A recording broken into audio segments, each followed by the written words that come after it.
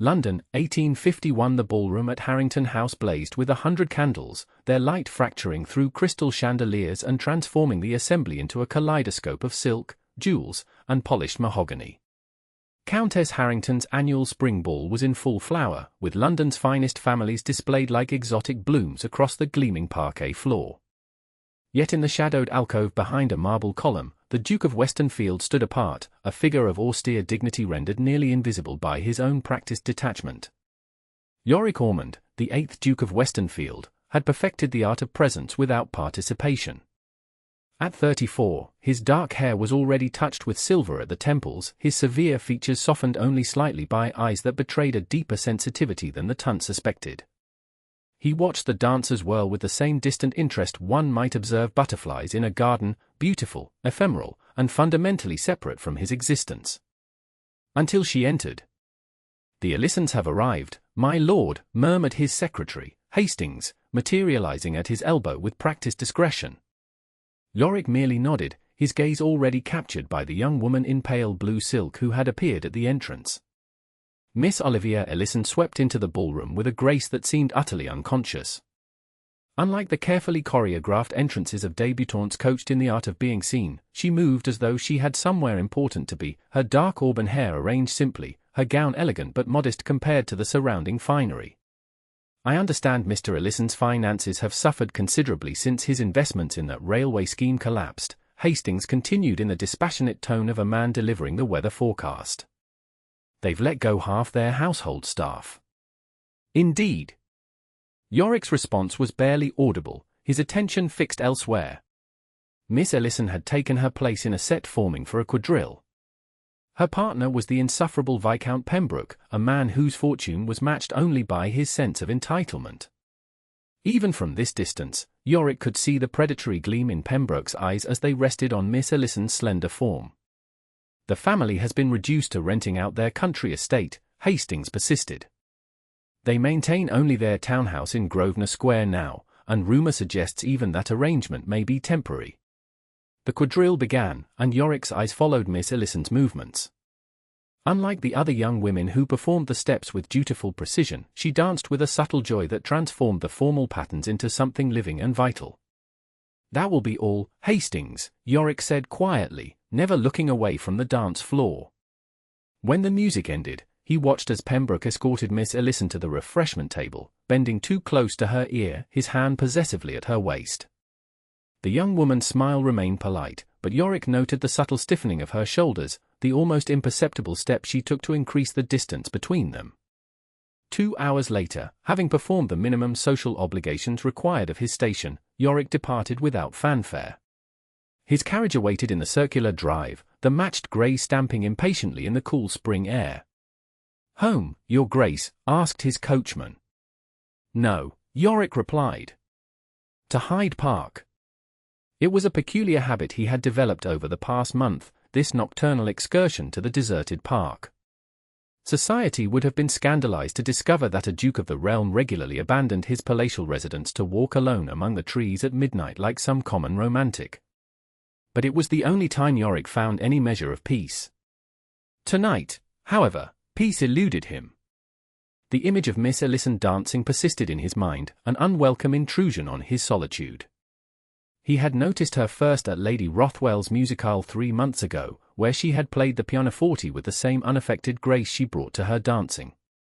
Since then, he had observed her at various social functions, always from a distance, always with an interest he refused to acknowledge even to himself. He knew her circumstances, of course. The Ellisons had once been comfortably situated in the middle ranks of society, neither aristocratic nor common. But Mr. Ellison's financial missteps had left the family teetering on the brink of ruin. It was the sort of slow-motion catastrophe that provided endless entertainment for London's gossips, watching a family's gradual descent from respectability to desperation.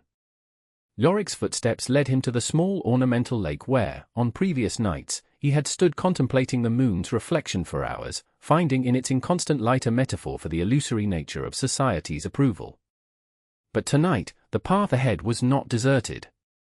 A slender figure in a dark cloak moved gracefully along the water's edge, arms occasionally extending in what appeared to be the positions of a dance.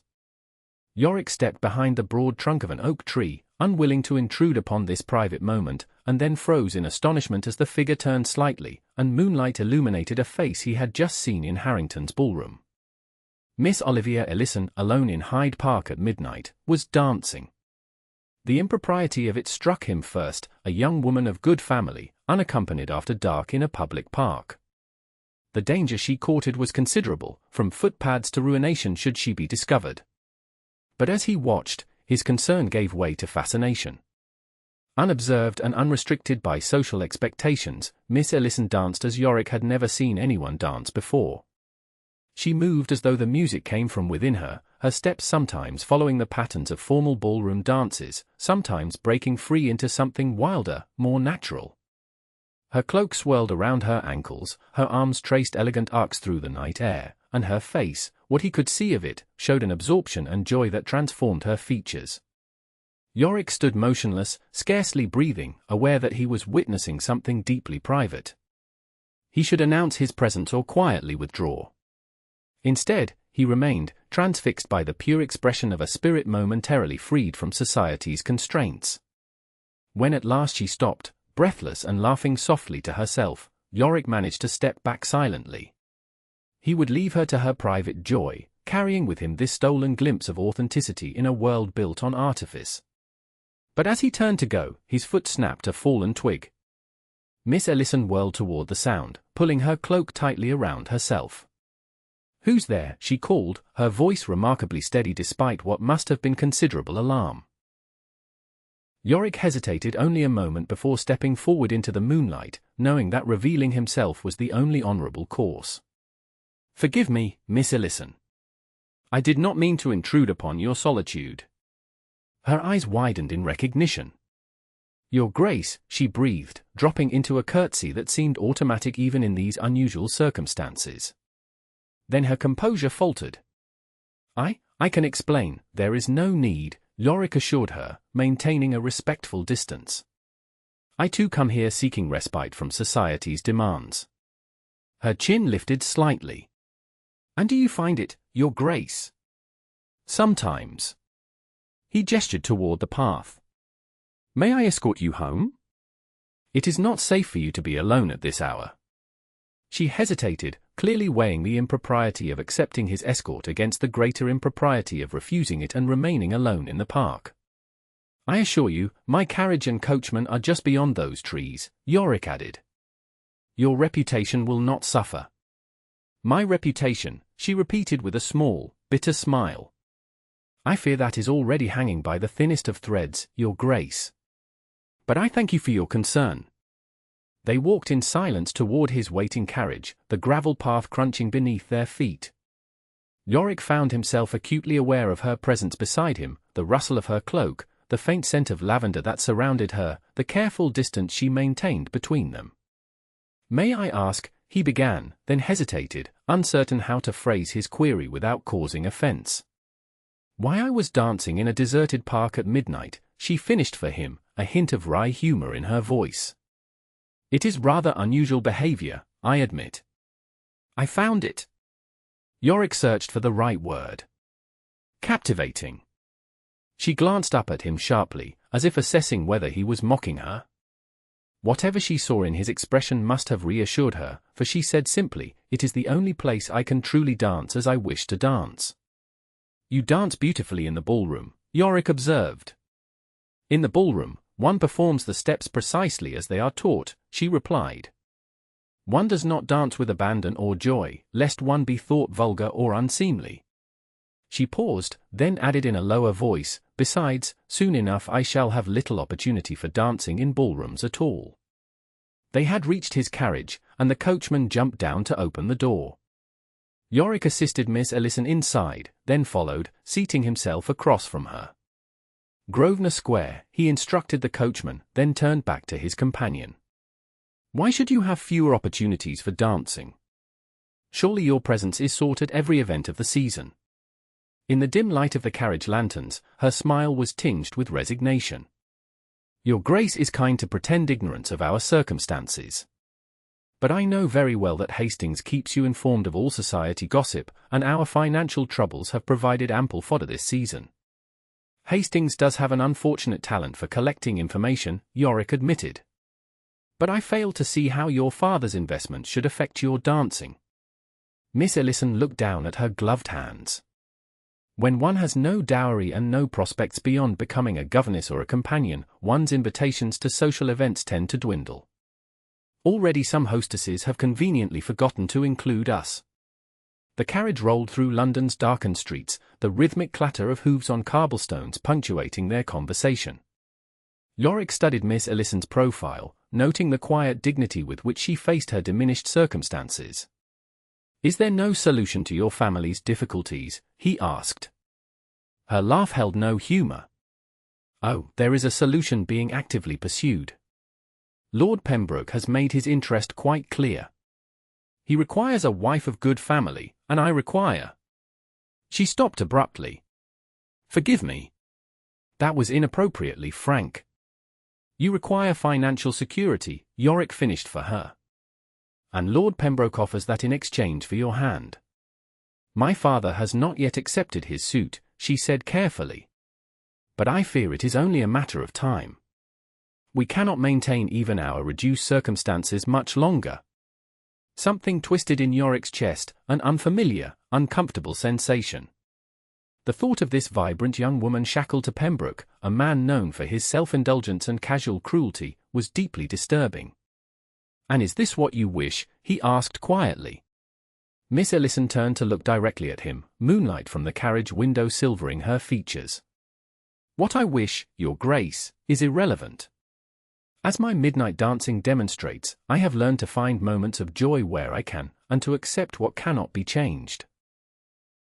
The carriage drew to a halt before a handsome townhouse on Grosvenor Square. Though still respectable in appearance, Yorick noted signs of genteel decline, paint beginning to fade, a missing finial on the iron railings, shutters that needed repair. "I thank you for your escort, Your Grace," Miss Ellison said formally as the coachman opened the door. "And for your discretion regarding my unconventional evening activities." "Miss Ellison," Yorick said impulsively, "might I call upon you tomorrow?" Surprise flashed across her face before she composed her features. "That would be most kind, but entirely unnecessary. I assure you I require no further assistance." "Not as assistance," Yorick clarified. "As a social call." Her brow furrowed slightly. "I don't understand." Neither did he, in truth. The Duke of Westenfield did not make social calls on young ladies of modest means and declining fortunes. He particularly did not make such calls when doing so would inevitably trigger speculation and gossip throughout London society. Yet here he was, acting against every principle of self-preservation he had cultivated since inheriting his title. "I should like to continue our conversation," he said simply. "If that would be agreeable to you." She studied him for a long moment before nodding. 3 o'clock, then." Yorick watched until she safely entered her house, then directed his coachman to Westenfield House. As the carriage moved through the quiet streets, he questioned his own judgment. A duke did not form attachments to young ladies on the verge of financial ruin. It invited accusations of fortune hunting, even when the fortune in question belonged to the gentleman. And Yorick had spent his entire adult life avoiding even the hint of scandal. After his father's very public disgrace, gambling debts, notorious affairs, and finally a duel that had left another man dead and the seventh Duke exiled to the continent, Yorick had rebuilt the family's reputation through rigorous propriety. The Ormond name, once synonymous with excess and impropriety, was now associated with dignity, restraint, and impeccable honor. He could not risk that hard-won respectability for a fleeting fascination with a young woman who danced by moonlight. Yet when his valet woke him the next morning, Yorick's first thought was of his 3 o'clock appointment in Grosvenor Square.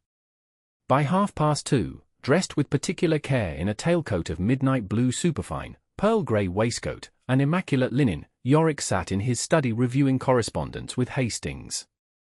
"The letter from Lord Thornfield requires a response by tomorrow," Hastings reminded him, pushing a document across the desk. "And Lady Amberley has sent another invitation for you to dine next week.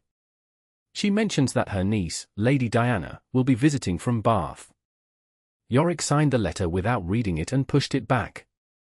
Decline Lady Amberley's invitation. I have a previous engagement. Shall I inquire which engagement I should cite in the refusal? Hastings asked, his expression revealing nothing. You need not specify.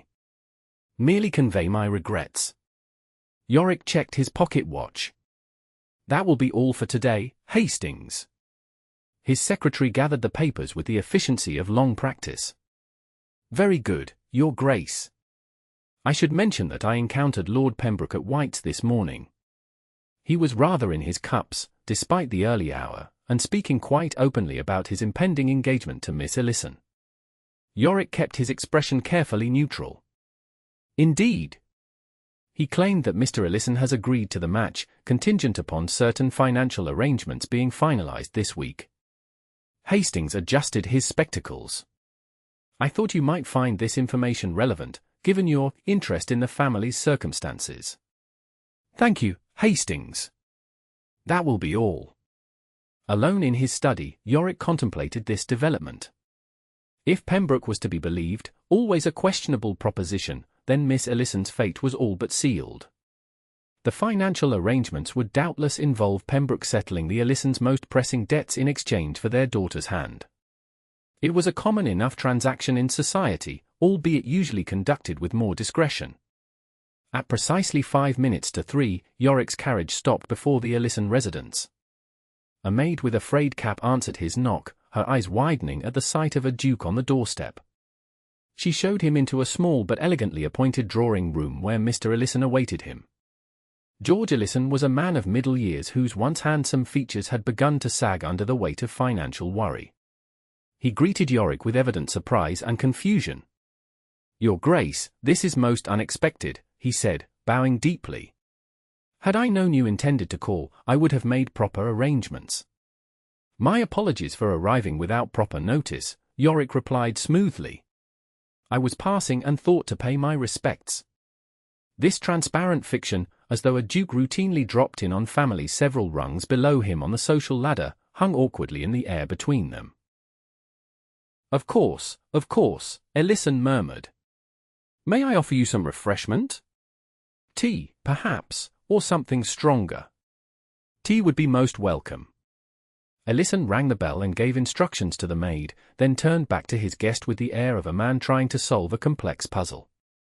I must confess, Your Grace, I cannot recall having had the pleasure of your acquaintance before today. We were introduced at Lord Carraway's shooting party 3 seasons ago, Yorick supplied. Though our conversation was brief. Ah yes, of course, Ellison nodded, though his expression suggested no such recollection. May I ask what brings you to Grosvenor Square today? Before Yorick could formulate a response, the drawing-room door opened to admit Miss Ellison. She wore a simple day dress of spring green muslin, her hair arranged in a neat chignon. If she was surprised to find her midnight escort in her father's drawing-room, she concealed it admirably. Your Grace, she said, curtsying. How kind of you to call. Miss Ellison, he acknowledged with a slight bow. I trust you are well today. Her eyes met his briefly, a silent acknowledgement passing between them of their shared secret. Quite well, thank you. Mr. Ellison looked between them with growing bewilderment. You are acquainted with His Grace, Olivia. We have met at several social functions this season, Father, she replied smoothly. Most recently at Countess Harrington's ball last evening. His Grace has expressed an interest in your watercolors, Mrs. Ellison announced, sweeping into the room with an air of determined social grace that suggested she had been hastily summoned from elsewhere in the house. She was a faded beauty whose expensive gown showed signs of careful alteration to accommodate changing fashions. Olivia has quite a talent for landscapes, Your Grace. Yorick had no idea whether Miss Ellison painted at all, but he seized upon this providential explanation. Indeed, I greatly admire Miss Ellison's artistic sensibilities. Tea was served, and the conversation proceeded along conventional lines, the weather, the events of the season, mutual acquaintances. Mrs. Ellison dominated the exchange, clearly determined to make the most of this unexpected social opportunity, while her husband contributed occasional remarks. Miss Ellison remained largely silent, observing Yorick with a thoughtful expression. Olivia, why don't you show His Grace your painting of the Lake District? Mrs. Ellison suggested as the tea things were cleared away. The light in the small sitting room is ideal for viewing watercolors. The transparent attempt to allow Yorick a few moments alone with their daughter would have been shocking in a family of secure position. In the Ellisons' precarious circumstances, it bordered on desperation. But Yorick merely inclined his head in agreement. I should be delighted to see Miss Ellison's work. In the small sitting room, with the door left pointedly ajar for propriety's sake but their voices pitched too low to be overheard, Miss Ellison turned to face him directly. There are no watercolors, Your Grace. I have never lifted a paintbrush in my life. I suspected as much, he admitted. Your mother is quite resourceful. My mother is quite desperate, she corrected, though without bitterness. As are we all. But that does not explain your presence here today. Yorick moved to the window, looking out at the square where a nursemaid walked with two small children. I find myself concerned about your situation. My situation is not your concern, Your Grace. He turned back to her, struck anew by her direct gaze, so unlike the practiced coyness of the young ladies usually presented for his consideration. I encountered Lord Pembroke this morning, he said. He seems to believe your engagement is all but official. A flash of something, anger? Fear, crossed her face. Lord Pembroke presumes a great deal. But not without cause, I think, Yorick pressed gently. Your father's agreement has been secured. Miss Ellison's hands clasped tightly together, the only outward sign of her distress. Conditional agreements have been discussed. Nothing has been formalized. And your feelings on the matter? Her laugh was soft and mirthless. Again you ask about wishes and feelings, as though they had any bearing on the matter. She moved to stand beside him at the window. My feelings are irrelevant. My family faces ruin. Lord Pembroke offers a solution. At considerable cost to you. I am not naive about what marriage to Pembroke would mean, she said quietly. But I have 3 younger siblings whose futures depend on this arrangement. My brother Thomas must complete his education, and my sisters require their own chances at suitable matches. She looked up at him with unwavering eyes. What would you have me do, Your Grace? Refuse Pembroke and condemn my family to destitution? Yorick had no immediate answer. The practical reality of her situation admitted few alternatives. And yet, the thought of this vibrant woman sacrificed to Pembroke's appetites was intolerable. There may be other solutions, he said finally. She stepped back from him, wariness entering her expression. I hope you are not suggesting what I think you are suggesting, Your Grace. It took him a moment to understand her meaning, and when he did, he felt heat rising to his face. Miss Ellison, I would never, I meant only, he stopped, composed himself. I assure you, my concern is entirely honorable. The tension in her shoulders eased slightly. Forgive me. In my position, one becomes accustomed to certain types of offers. The implication that other men had approached her with dishonorable propositions ignited a flare of anger in Yorick's chest. Before he could respond, however, they were interrupted by the arrival of Mrs. Ellison. I hope you are enjoying Olivia's artwork, Your Grace, she said brightly, clearly disappointed to find them standing a proper distance apart, engaged in what appeared to be serious conversation rather than flirtation. Miss Ellison's talent is remarkable, Yorick replied smoothly. But I fear I must take my leave. I have another appointment this afternoon. Mrs. Ellison's smile dimmed slightly. Of course.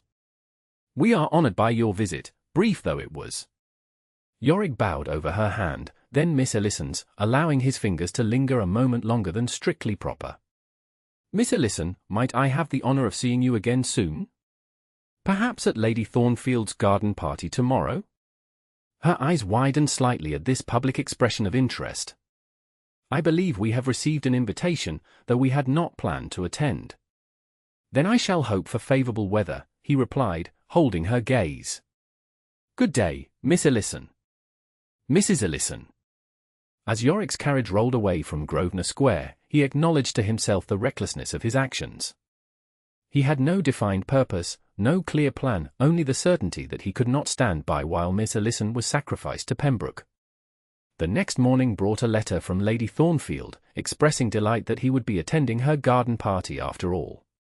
Yorick had not responded to her invitation previously, having little interest in spending an afternoon making small talk among the rhododendrons. Now, however, the event had acquired unexpected significance. He arrived fashionably late, greeting his hostess with practiced courtesy before scanning the assembled guests. The Ellisons had indeed come, despite their earlier intention to decline.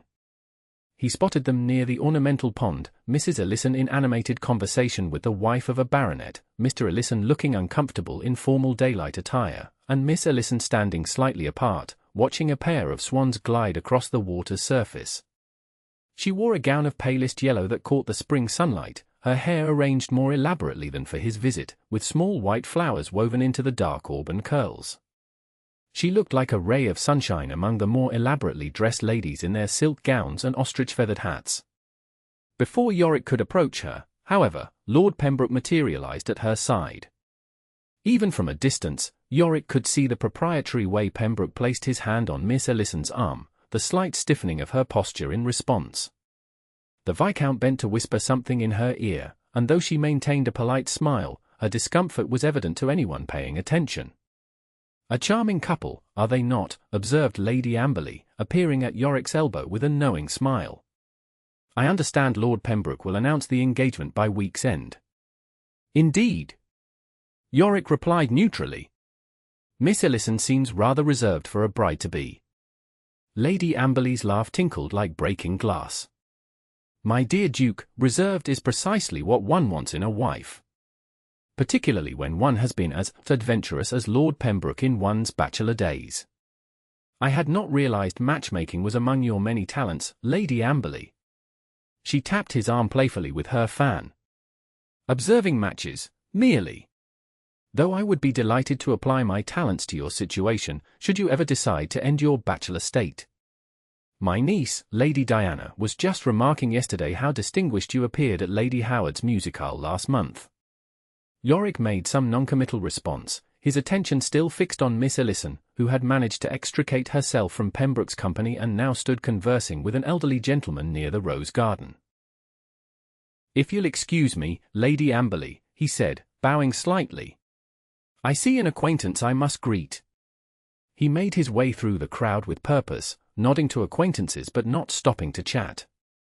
When he reached Miss Ellison, the elderly gentleman, whom Yorick now recognized as Admiral Perkins, a distant connection of his mother's family, was concluding an animated description of a naval battle. "Your Grace," the Admiral acknowledged with obvious pleasure. "I was just regaling Miss Ellison with tales of the Neptune's engagement off Cadiz. Splendid listener, this young lady asks all the right questions." "Admiral," Yorick returned the greeting. "I trust you are well." "Fighting fit, though these old bones protest at the dampness these days." The Admiral winked at Miss Ellison. "The young lady has been most patient with an old sea dog's stories. I shall leave her in more youthful company now." He bowed to Miss Ellison. "A pleasure, my dear. You must allow me to continue my tale another time." As the Admiral moved away, Yorick offered his arm to Miss Ellison. "May I escort you through the gardens? I believe Lady Thornfield's rose collection is particularly fine this year." She placed her gloved hand lightly on his arm, her eyes darting toward her mother, who was watching with undisguised interest. "My mother will wonder at your attention, Your Grace." "Let her wonder," he replied, guiding her along the gravel path that led deeper into the gardens, away from the main gathering. "I find I am less concerned with appearances than I once was." They walked in companionable silence for a few moments, the sounds of the party fading behind them. The rose garden was indeed impressive, with arched trellises covered in climbing varieties and formal beds filled with hybrid teas in every shade from purest white to deepest crimson. "I gather Lord Pembroke considers your engagement a settled matter," Yorick said finally, unable to maintain his silence on the subject any longer. Miss Ellison sighed.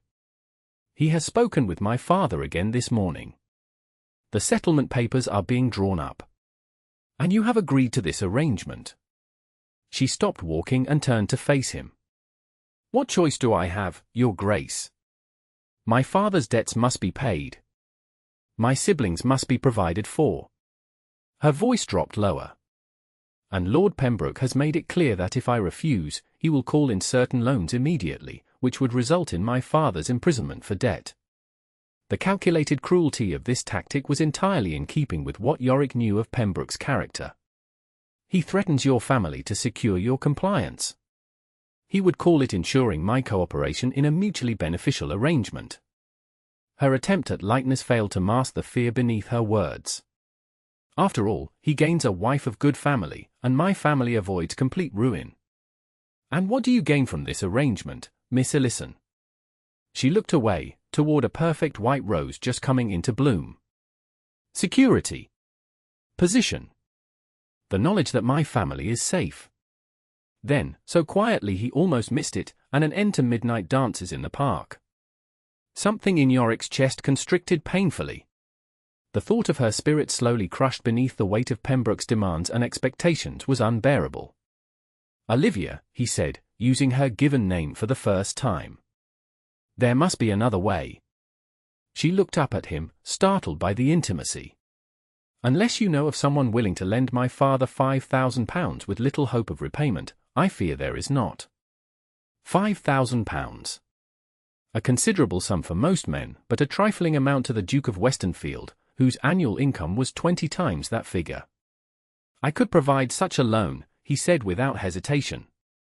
Her eyes widened in alarm. No. I didn't mean, I wasn't suggesting, she stepped back from him. I cannot accept such an offer. Why not? If it frees you from an unwanted marriage, because it would merely exchange one form of obligation for another, she interrupted, her voice low but intense. And because the world would assume exactly what my parents are currently hoping for, that you have developed an interest in me beyond friendship. And if that were true? Yorick asked quietly. If my interest is precisely what they hope. A flush rose to her cheeks. Then I would question your judgment, Your Grace. A duke does not marry a penniless gentleman's daughter, particularly not one whose family teeters on the edge of disgrace. A duke may marry where he chooses, Yorick countered. And I find that I care less for society's opinions than I once did. Miss Ellison shook her head, though he noted she did not withdraw her hand from his arm. You speak from momentary impulse, not rational consideration. Your position requires a suitable duchess, someone with connections, fortune, and the training to manage your households and social obligations. You speak as though I were offering marriage, Yorick said, surprising himself with the words even as they left his mouth. She stiffened. Are you not? The direct question hung between them, demanding an equally direct answer.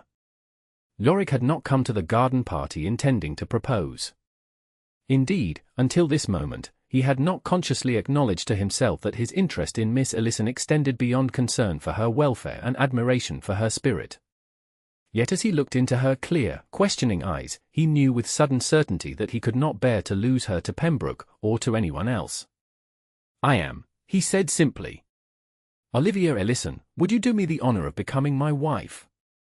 For a moment she stood perfectly still, her expression one of utter disbelief.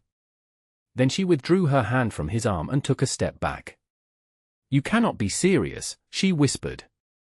I have never been more serious in my life. She shook her head again, more emphatically this time. We barely know each other. You have no idea if we would suit.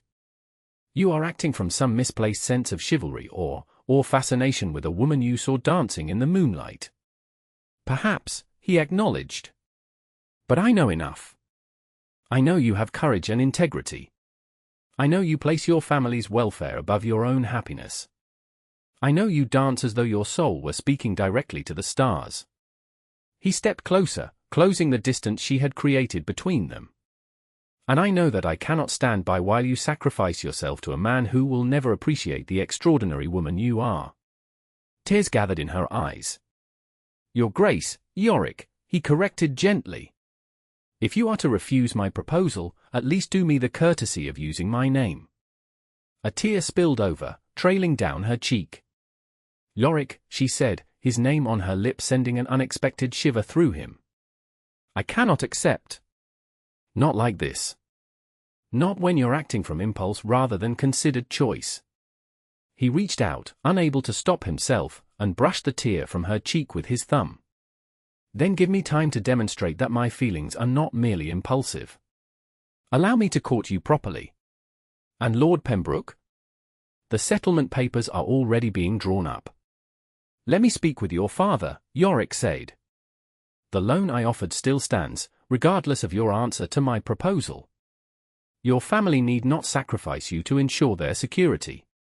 Before she could respond, they were interrupted by Mrs. Ellison's voice calling from the path behind them. Olivia? Are you there, dear? Lord Pembroke is looking for you. Miss Ellison stepped quickly away from Yorick, composing her features with visible effort. Here, mother, she called back. His Grace was just showing me Lady Thornfield's white roses. Mrs. Ellison appeared around a bend in the path, her expression a mixture of satisfaction and curiosity at finding her daughter alone with a duke. How lovely! But we really must rejoin the party, my dear. Lord Pembroke has been most attentive, and it would not do to neglect him. Of course, mother. Miss Ellison turned to Yorick with a perfect social smile that revealed nothing of their conversation. Thank you for your company, Your Grace. The roses are indeed exceptional. Yorick bowed slightly. The pleasure was mine, Miss Ellison. Mrs. Ellison, might I call upon your husband tomorrow morning? There is a matter of business I wish to discuss with him. Mrs. Ellison's eyes widened with barely suppressed excitement. Certainly, Your Grace. Mr. Ellison would be honored to receive you at any time convenient to yourself. 10 o'clock, then, if that is suitable. Perfectly suitable, Mrs. Ellison assured him, practically vibrating with speculation.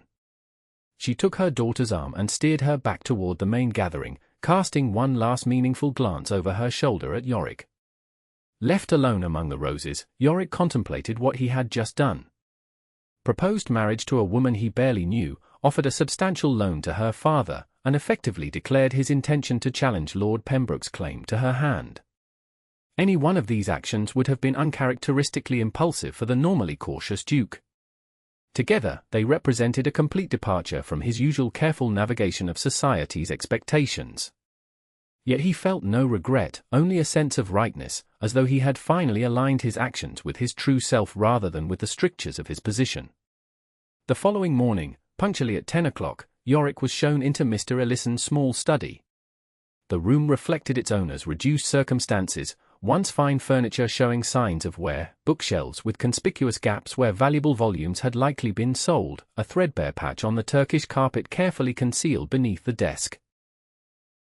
Mr. Ellison greeted him with nervous deference. Your Grace, this is most unexpected. I mean, most welcome, of course, but unexpected. Thank you for seeing me on such short notice, Yorick replied, taking the offered chair. I appreciate your time. My time is entirely at your disposal, Ellison assured him, seating himself behind the desk. My wife mentioned you wished to discuss a business matter. Indeed. Yorick leaned forward slightly. I understand your family has encountered certain financial difficulties stemming from investments in railway developments. Ellison's face flushed with embarrassment. Ah. Yes. Unfortunate timing, coupled with some rather misleading prospectuses. The details are rather technical and would doubtless bore your Grace. On the contrary, I find such matters quite interesting. Yorick kept his tone carefully neutral. I believe your current obligations amount to approximately £5,000. The colour drained from Ellison's face. That is, how did you come by that information, if I may ask? The precise amount is immaterial, Yorick said, waving away the question.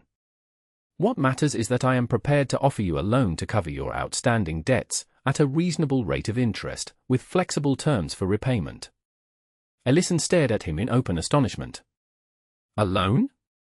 From you personally, Your Grace? Yes. The funds could be made available immediately. This is most extraordinary, Ellison murmured, clearly struggling to make sense of the offer. May I inquire as to why you would extend such generosity to my family? We are hardly intimates. Yorick met the older man's gaze directly. I have developed a sincere admiration for your daughter, Miss Olivia. I believe she deserves better than to be bartered to Lord Pembroke to settle your debts. Ellison flinched as if struck. I assure you, Your Grace, the arrangement with Lord Pembroke is not, that is to say, Olivia has expressed no objection to the match. Has she expressed enthusiasm for it? Well, no, but young ladies rarely do in such circumstances. Marriage is a serious business, not a matter for romantic fancy. Ellison shifted uncomfortably in his chair. And I must point out, with all due respect, that your interest in my daughter seems rather sudden. Perhaps, Yorick conceded. But it is sincere. I wish to court Miss Olivia properly, with your permission. The loan I offer stands regardless of whether you grant that permission, and regardless of Miss Olivia's response to my attentions. Ellison's brow furrowed in confusion. You would loan me £5,000 even if I refuse to allow you to court my daughter? Even if she refuses your suit? Yes. The loan is not conditional. Then why offer it at all? Ellison asked, genuine bewilderment in his voice. What do you gain? The knowledge that Miss Olivia will make her choice freely, not under duress. Yorick reached into his coat and withdrew a folded document. I have taken the liberty of having my solicitor draw up the necessary papers. You are, of course, free to have your own legal advisers review them. Ellison took the document with a trembling hand. This is most irregular, Your Grace. Most irregular indeed. I am aware that it deviates from conventional practice, Yorick agreed. But I believe it is the honourable course. And what of Lord Pembroke? He has already begun proceedings for a formal betrothal. Has Miss Olivia accepted his proposal? Not officially, no. But the arrangements have been discussed at length. Then there is no formal impediment, Yorick said firmly. Unless, of course, your daughter's heart is engaged elsewhere. Olivia's heart. Ellison repeated, as if the concept were entirely foreign. No, I don't believe so. She is a sensible girl, not given to romantic attachments. Then I ask only for the opportunity to present my suit alongside Lord Pembroke's, and for your daughter to make her choice without financial pressure. Ellison studied the loan document for several long moments, then looked up with an expression that mingled hope and suspicion. This interest rate is remarkably generous. I am not a moneylender, Mr. Ellison. My aim is to ensure your family's security, not to profit from your misfortune. And if I accept this loan but Olivia chooses Lord Pembroke nonetheless, then I will wish her every happiness and consider the money well spent in ensuring her choice was freely made. Ellison set the document on his desk, his expression troubled. Your Grace, forgive my bluntness, but I must ask, what exactly are your intentions toward my daughter? Yorick met his gaze squarely. My intentions are honourable, Mr. Ellison. Should your daughter return my regard, I would be honoured to make her my Duchess. The older man's jaw literally dropped. Duchess? Olivia? But, he stopped, visibly collecting himself. Forgive me, Your Grace, but such an alliance would be most unexpected. Surely your position requires a match with one of the great families. My position allows me the luxury of choosing a wife for her personal qualities rather than her connections or fortune, Yorick replied. I find your daughter's intelligence, integrity, and spirit far more valuable than a dowry or a prestigious lineage. Ellison sat back in his chair, overwhelmed. I hardly know what to say. Say that you will accept the loan to secure your family's immediate future, Yorick suggested. And that you will permit me to call upon Miss Olivia with honourable intentions. After a moment's hesitation, Ellison nodded. Very well, Your Grace. I accept your generous offer, and you have my permission to court Olivia. He managed a weak smile. Though I warn you, she has a mind of her own. Neither her mother nor I can guarantee her response to your suit. I would not wish it otherwise, Yorick assured him, rising to take his leave. I value her independent spirit. As he drove away from Grosvenor Square, Yorick acknowledged to himself the magnitude of what he had just set in motion. Society would be scandalized by his interest in Miss Ellison, a young lady of good family but modest means, whose father had narrowly escaped financial disgrace. Lady Amberley and her ilk would whisper behind their fans, speculating on what bewitchment had led the proper Duke of Westenfield to consider such an unsuitable match. But for the first time since assuming his title, Yorick found himself genuinely indifferent to society's opinion. The memory of Olivia dancing in moonlight, her face alight with unguarded joy, held more truth for him than all the carefully calculated social maneuvers of the ton. 3 days later, Yorick called again at the Ellison residence. This time, it was Olivia herself who received him in the drawing-room, her mother maintaining a discreet presence by the window with her embroidery. "Your Grace," she greeted him with a formal curtsy, though her eyes held a warmth that gave him hope. "How kind of you to call." "Miss Ellison," he returned, bowing over her hand. "I trust you are well." "Very well, thank you." She gestured toward a chair. "Won't you be seated? I believe my mother has ordered tea." They exchanged pleasantries until the tea was served and Mrs. Ellison had poured for them all. Then, with a meaningful glance at her daughter, Mrs. Ellison rose. "If you'll excuse me, I just remembered I must speak with Cook about tonight's dinner arrangements. I shall return shortly." She swept from the room, closing the door just enough to maintain propriety while affording them a measure of privacy. As soon as her mother was gone, Olivia set down her teacup with a decisiveness that suggested she had been restraining herself with effort. "You spoke with my father." It wasn't a question, but Yorick answered it nonetheless. "Yes. He has accepted my offer of assistance." "And Lord Pembroke?" "Your father has informed him that the betrothal will not proceed." Relief washed over her features before she composed them again. "I understand Pembroke was most displeased." "So I gather." Yorick had heard reports of the Viscount's furious departure from the Ellison household, followed by a drinking bout at his club that had ended with him being carried home insensible at 3 in the morning.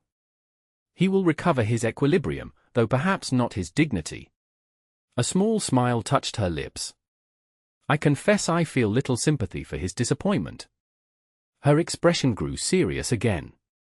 "But I cannot allow my family's debts to become your responsibility, Your Grace." "Yorick," he corrected gently. "And the loan is a business arrangement, not charity. Your father will repay it in time." "We both know that is unlikely," she said with characteristic directness. "My father is a good man, but not a practical one. His financial judgment has been proven wanting time and again." "Then consider it an investment in your family's future," Yorick suggested. "Your brother will complete his education and establish himself in a profession. Your sisters will make suitable matches. And you," he hesitated, then continued softly, "you will be free to follow your heart rather than necessity." She looked down at her hands. "And if my heart leads me in a direction that society would find shocking?" "Then society must adjust its sensibilities," he replied simply. Her gaze lifted to meet his, searching. "You truly meant it, then? Your proposal in Lady Thornfield's garden?" "With all my heart." Yorick moved from his chair to kneel before her, taking her hands in his. "Olivia Ellison, I know our acquaintance has been brief, and my proposal unexpected. I ask only that you allow me to court you properly, to demonstrate that my regard is genuine and enduring." Her fingers tightened around his. "And if I were to tell you that my heart is already decided? That I need no courtship to know my own mind?" Hope surged within him. "Then I would ask again, will you do me the honor of becoming my wife?" "Yes," she said simply, her eyes bright with unshed tears. "Yes, I will." Joy unlike anything Yorick had ever known flooded through him. He raised her hands to his lips, pressing fervent kisses to her fingers. "You have made me the happiest of men." A soft laugh escaped her. "We shall scandalize all of London, you know." "Let them talk," he said, rising to sit beside her on the sofa. "I have spent my entire adult life conforming to society's expectations, rebuilding what my father destroyed. I am tired of living for appearances rather than for joy. Joy, she repeated softly. Is that what you seek, Yorick? It is what I have found, he corrected, in you. The announcement of their engagement appeared in the Gazette the following week, causing precisely the furor Olivia had predicted. Lady Amberley declared it the most shocking mesalliance since Lord Henley married his cook. Lord Pembroke made a point of cutting Yorick dead at White's Club. And the Countess Harrington, surveying the gossip with the detached interest of a general reviewing troop movements, merely raised her lorgnette and observed that the Duke of Westenfield had always been too controlled. It was about time passion overwhelmed his good sense. None of it mattered to Yorick. For the first time since inheriting his title, he felt truly himself, not the carefully constructed figure of propriety that had been his shield against scandal, but a man capable of love and laughter and, yes, passion. Their wedding, held just 6 weeks later in St. George's, Hanover Square, was the event of the season, attended by the curious as much as the supportive. Olivia wore a gown of creamy satin with delicate lace at the bodice and sleeves, her auburn hair adorned with orange blossoms. As she walked down the aisle on her father's arm, Yorick thought he had never seen anything so beautiful in his life. The wedding breakfast at Westenfield House introduced London society to their new Duchess, a young woman whose natural grace and intelligence quickly won over even the most skeptical observers. By the time Yorick and Olivia departed for their honeymoon tour of Italy, the consensus among the ton was that the Duke had perhaps not been so foolish after all. 6 months later, on a crisp autumn evening, Yorick stood on the terrace of their country estate, watching as his wife moved gracefully across the moonlit lawn. She danced as she had that first night in Hyde Park, with complete abandon, her arms reaching toward the star-filled sky, her body swaying to music only she could hear. But this time, he was not a hidden observer. This time, she danced for him, her eyes finding his across the silvered grass, her smile beckoning him to join her. And as he stepped forward into her waiting arms, Yorick felt tears of gratitude well in his eyes, not for the wealth or position that had allowed him to rescue her from an unwanted marriage, but for the courage she had given him to rescue himself from a life half-lived. "What are you thinking?" Olivia asked, reaching up to touch his cheek. "That I am the most fortunate of men," he replied, drawing her close. "And that you dance even more beautifully now than you did in Hyde Park." Her laugh rang out in the cool night air. "Because now I dance with joy unbound by secrecy or fear." She pressed her hand to his heart. "Now I dance for love." As the moon climbed higher in the autumn sky, the Duke and Duchess of Westenfield danced together on the frost-touched lawn, their movements a testament to the truth they had discovered, that the greatest freedom comes not from following convention, but from following one's heart.